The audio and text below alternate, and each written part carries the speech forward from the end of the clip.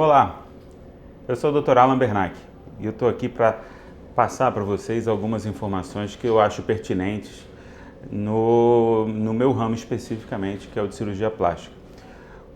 Nesse vídeo eu vou abordar dois temas relativamente parecem simples, mas na verdade eles são muito importantes e eles são o início de tudo. O que é o início de tudo? Eu queria que todo mundo entendesse o que é um profissional cirurgião plástico. Como é que ele não simplesmente forma médico e vira cirurgião plástico? Como é que isso acontece? Uma pessoa faz o vestibular para medicina. Então ele tem 6 anos de faculdade para percorrer. Então são 6 anos até ele se formar médico. É um médico generalista. É um médico que ele não é especialista em nada. Depois que ele se forma médico, ele tem que buscar uma nova especialização se ele quiser ser cirurgião plástico. Essa especialização é uma especialização em cirurgia geral, que vão ser entre 2 e 3 anos de especialização em cirurgia geral, no que esse médico vai estar habilitado a fazer cirurgias abdominais, por vezes torácica, fazer dissecções, se capacitar principalmente para as emergências que podem acontecer no dia a dia, independente de você estar numa cirurgia plástica ou não. Depois que ele se forma cirurgião, ou seja, ele fez medicina, passou por um processo seletivo, foi ser cirurgião, ele vai entrar num novo processo seletivo, no qual ele vai ter que escolher uma das escolas que são credenciadas pela Sociedade Brasileira de Cirurgia Plástica. Tem um intuito de ter uma formação completa para esse profissional que está querendo se tornar cirurgião plástico. E essa formação dura 3 anos. E são 3 anos no qual você vai aprender ou reaprender a fazer aquele pontinho bonitinho, a lidar com o paciente, a entender todos os aspectos que a gente precisa entender sobre as dúvidas que os pacientes vão ter no consultório, poder transmitir tranquilidade e poder transmitir pelo menos uma ideia do que ele acha o resultado, poder saber dizer não também é muito importante, e isso tudo faz parte da formação. Hoje, então, você quando pega um cirurgião plástico, por mais que ele seja recém-formado, ele é uma pessoa que estudou durante 11 anos. Não são 11 dias, não são um ano. Não é um ano, são 11 anos. Então, esse médico que passou por todo esse processo, ele vai, depois, quando ele chega no final desse processo de 11 anos, que fez esses 3 últimos anos na cirurgia plástica, ele vai fazer o quê? Ele vai fazer uma prova que vai validar esses 3 últimos anos dele. É uma prova que existe há muito tempo pela Sociedade Brasileira de Cirurgia Plástica, aplicada todo ano para os alunos que estão se formando no 3º ano. Sendo aprovado para essa prova, ele vai virar um membro especialista da Sociedade Brasileira de Cirurgia Plástica. Significa que ele é capacitado a fazer a maior parte dos procedimentos. Existem alguns médicos que são mais especializados em algumas partes e outros médicos que são mais especializados em outras partes. Isso vai um pouco do gosto de cada um, vai um pouco da vontade de trabalhar com isso ou aquilo. Então, é sempre importante saber com o que o seu médico gosta mais de trabalhar, porque eu acho fundamental a gente trabalhar com o que gosta de trabalhar. Como é que a gente encontra, como é que a gente sabe que esse cirurgião ele é da Sociedade Brasileira de Cirurgia Plástica? Existe um site, um website, você vai à internet, entra no computador, digita lá www.cirurgiaplástica.org.br. Dentro desse site, que é o site da Sociedade Brasileira de Cirurgia Plástica, existe um lugarzinho no qual você pode escrever o nome desse médico e o estado. E aí lá você vai ter acesso à informação se ele é um membro da sociedade ou se não é um membro da sociedade. Existem 3 tipos de membro na sociedade: o membro aspirante, o membro especialista e o membro titular. Qual é a diferença entre eles? O membro aspirante é o membro que está em formação, é o membro que ele está sendo capacitado para prestar a prova para especialista. O membro especialista é o membro que já passou por todos os pré-requisitos que são solicitados e que são exigidos, digamos, e ele já fez a prova e já é um membro especialista. E depois disso, esse membro especialista, se ele quiser ir a membro titular, ele vai mostrar para os colegas, através de um trabalho, como os seus casos e tal, uma coisa bem específica nossa lá. Então ele vai ser um membro titular, que nada mais é do que um membro especialista que tem direito a voto para a nossa instituição, e que os membros titulares também são os membros que são convidados a falar em congresso. O membro especialista não é convidado, ele é convidado para falar somente o membro titular. Então essa é a diferença entre o membro titular e o membro especialista.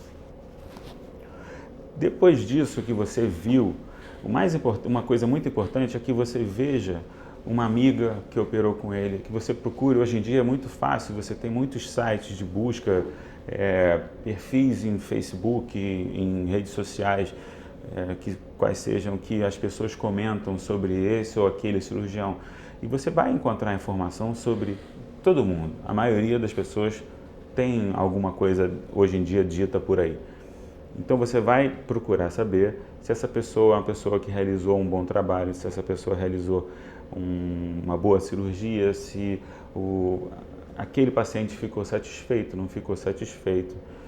É mais ou menos isso. Depois que se você tiver uma pessoa se você conhecer uma pessoa que já tiver operado com ele, melhor ainda, que aí você vai poder ter uma experiência de perguntar isso, né, para uma pessoa que seja amiga, no qual você confia, e ele passar isso para você. Depois você vai ligar e vai marcar uma consulta médica. Na consulta médica, o que vai acontecer? Primeiro você vai chegar, o médico vai se apresentar, vai pedir para você sentar, ele vai perguntar qual o motivo principal que você está ali. Então você vai contar para ele o que te aflige. Eu queria aumentar a minha mama, eu queria diminuir minha mama, eu queria eu estou com uma pele que eu fiquei grávida, então uma pele sobrando aqui, e eu estava querendo ver de que forma que vai ser feito isso. A partir dessa primeira queixa sua, o médico vai colher informações pertinentes, primeiro a queixa e depois informações médicas. Se você tem pressão alta, se você é diabético, se você já teve hepatite, se você já fez alguma cirurgia, se você tem algum tipo de alergia, se você fuma, se você já ficou internado por algum motivo, qual medicação que você toma habitualmente ou eventualmente, se você faz exercício físico, vai querer saber o seu peso, sua altura. Então, com todos esses dados, o médico vai ser capaz de pensar numa melhor forma de abordar o que você trouxe para ele de queixa, que vai ser uma abordagem completamente individualizada, ou seja, por mais que nós tenhamos técnicas que podem ser aplicadas a todas as pessoas, ou pelo menos a maioria delas, cada pessoa é diferente da outra. Toda pessoa é diferente da outra. Então você vai passar depois disso a uma sala de exame, no qual o médico vai examinar você e vai mostrar para você e vai tentar entender de você o que você quer. Acho que o médico, além de saber mais ou menos o que vai fazer, ele tem que entender a essência, ele tem que saber o que você espera dele. De tal ponto que se o médico achar que você espera dele uma coisa que o médico não pode oferecer, ele tem que ser muito claro e tem que falar: eu não posso ir além desse ponto. Depois que ele te examinar, ele vai sentar com você e vai passar para você qual a proposta dele, o que ele sugere, de que forma que ele vai utilizar esse ou aquele material. No lugar que vocês vão fazer esse procedimento, ele vai passar para você o orçamento dessa clínica, se for uma cirurgia reparadora na qual o seu plano de saúde tenha um reembolso ou direito, alguma coisa, bem, ele vai montar essa parte do orçamento da forma que seja o preço que ele acha que vale para fazer a sua cirurgia. Depois disso, ele vai pedir, o que é muito importante, vai solicitar uns exames pré-operatórios, baseado na sua história médica. Então, se você tem uma história médica, por exemplo, de ter um problema de tireoide, por exemplo, ele provavelmente vai pedir para você uma avaliação do seu endocrinologista e uma liberação dele para a cirurgia. Então, se você não tem nenhum problema, ele vai pedir uns exames básicos, que cada médico tem os seus exames básicos, que consistem geralmente num exame de sangue, de urina, um raio-x, uma avaliação cardiológica e depois um exame mais específico, dependendo do que você for operar ou que você for fazer. Por último, depois que você fizer esses exames, você já concordou com o médico sobre o orçamento, você vai até o dia da cirurgia, você tem que voltar lá e mostrar os exames para saber se está tudo bem, se você está apto a operar, vai passar pelo cardiologista e ele vai dizer para você também se você pode ser submetido a essa cirurgia, quantificar o risco cirúrgico, chama risco cirúrgico, vai de 1 a 4. 1 é o mínimo, 4 é o máximo. A gente não opera geralmente o grau 3 ou 4. Geralmente a gente fica no grau 1 e 2 porque os outros representam maior risco. Mas isso é geralmente. Existem sempre as exceções à regra.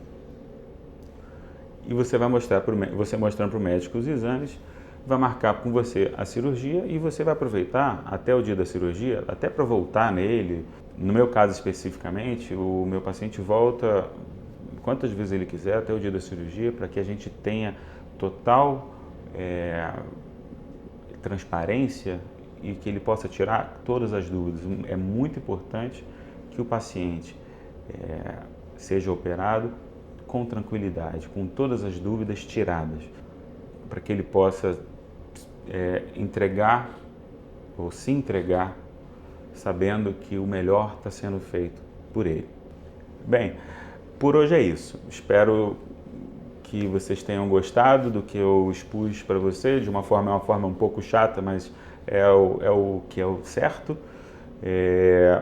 E agora eu vou esperar que vocês mandem para mim outras dúvidas sobre assuntos quaisquer. E eu, na medida que eu acho que existe uma importância na qual eu posso esclarecer para vocês, eu vou trazendo esses vídeos devagarzinho, na medida do possível. A gente pode chegar nessas dúvidas na minha fanpage do Facebook, que está o endereço aqui na tela. E vocês façam as perguntas. Se eu puder responder por lá, eu vou respondendo, mas se for um assunto mais pertinente, a gente vai trazer aqui para vocês, tá? Um grande abraço.